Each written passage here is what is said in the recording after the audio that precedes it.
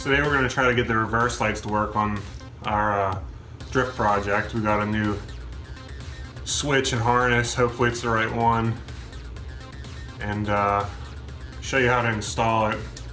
Hopefully we don't break anything or leak transmission fluid all over the place.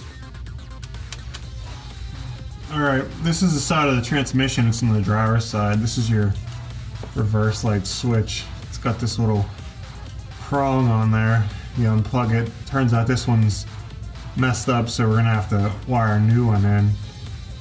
But yeah, you just pull it off, and then if you can see that there, that's a 22 millimeter to get that out.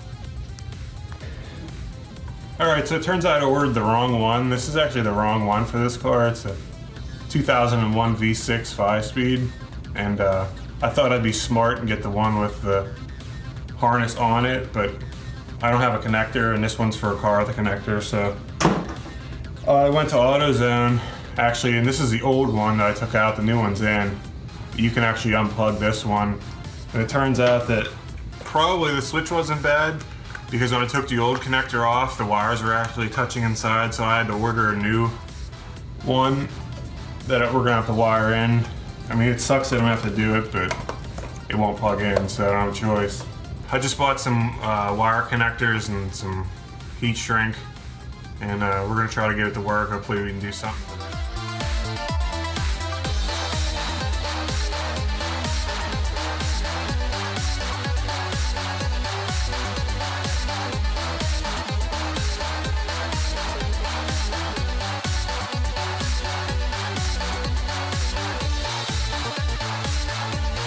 So I ended up buying these blue connectors, and the heat shrink, because I only got a 4-pack, doesn't fit over it, so I just took a Dremel and cut the plastic off of it. I don't know where the camera's at on this one.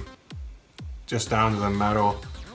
That way I can get the heat shrink over the wire, and then fits nice in there, and then it'll go over the connector, because it wouldn't go over the connector with the blue, so I don't know. It took like a minute. I think it's worth it.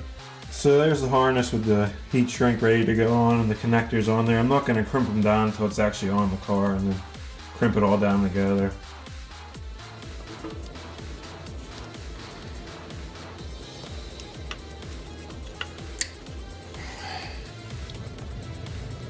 Alright, well, I went ahead and connected the wires and crimped them. All I have to do now is heat shrink them and tape it up and make sure it won't hit the exhaust, and we should have reverse lights.